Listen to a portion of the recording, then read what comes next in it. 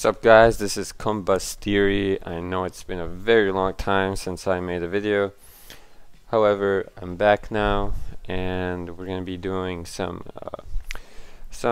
keying with After Effects, and I'm going to show you the proper way to key, and let's get started. Now for this clip I picked out some footage from Swifty, and the reason for that is because he makes a lot of mistakes that beginners make when they shoot green screen. So we're going to use him as an example. Well, first off, I cannot stress how important it is to set up the green screen properly. I mean, if you notice 50's green screen, the middle is a lot brighter than the edges here. And what you want is an even green screen, and the best material for that is actually like a felt, because it absorbs the light better. Now you see with his green screen, you can see the reflection of the green on his keyboard, and next to his glasses, and that's going to cause a major problem later on. That's why you need to use a green screen that can diffuse the light and not reflect it. So let's get started. Let's throw in our background, and first and foremost I'm going to show you what not to do. Now if you go on effects and you go on keying and you see color key, this is the worst effect in the world. You hit that little swatch, you touch the green, and then you can increase its tolerance, and it reveals the green screen. However, if you look closely, you'll see that the edges are really just bad, and you can sort of try to tweak it here, but there's a lot of artifacts and still a lot of green left over. So let's get rid of that. We don't want that. And I'm going to show you how to do this with Keylight. Keylight is the best keying in After Effects. It's got the same principle. You take the little thing, droplet thing, and you click on the green, and you notice that it's a much cleaner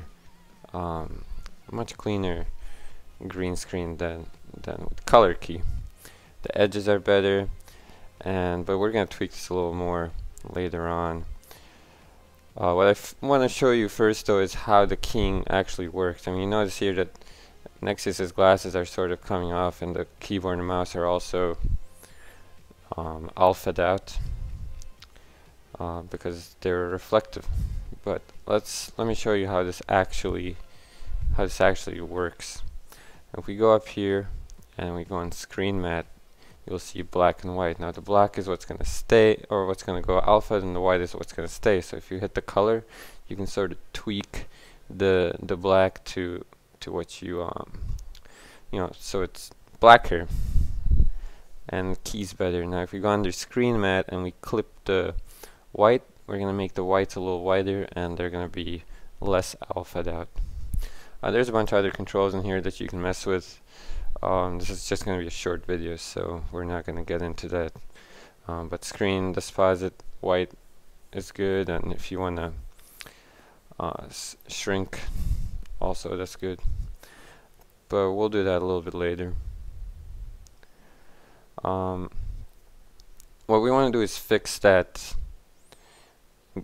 green keyboard. So we're going to duplicate the layer, take the bottom layer, and delete the Keylight effect on it. On the top layer, we're going to mask out the bottom part of the screen where his keyboard and mouse pad are, and we're going to hit M and go from add to subtract. And on the bottom layer, we're going to do the same thing except opposite.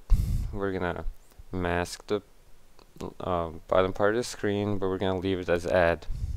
Now you notice you have your green screen up there, and his keyboard is still green.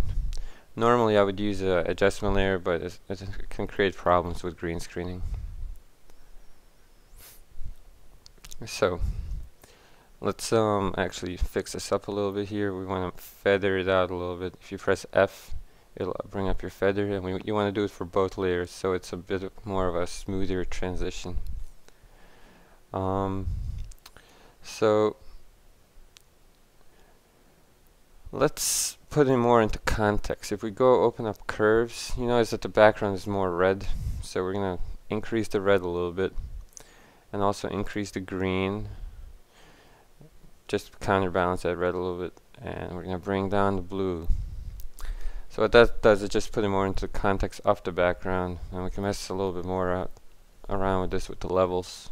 We just increase the black here just to make it more contrasty, because the contrast in the background is a lot bigger than it is in Swifty.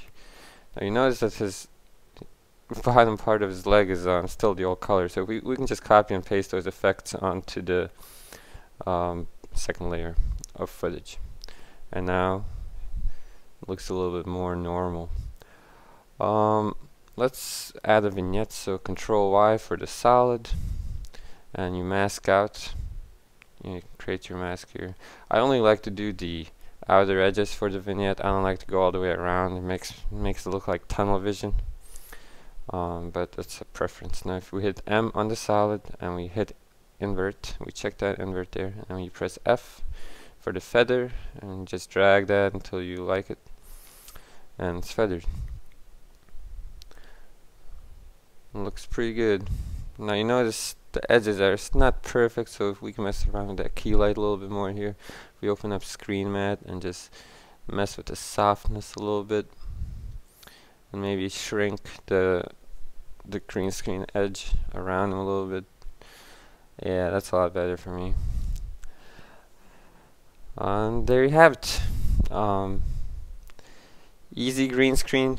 Please like, favorite, and subscribe if you enjoyed the video, and I'll see you next time.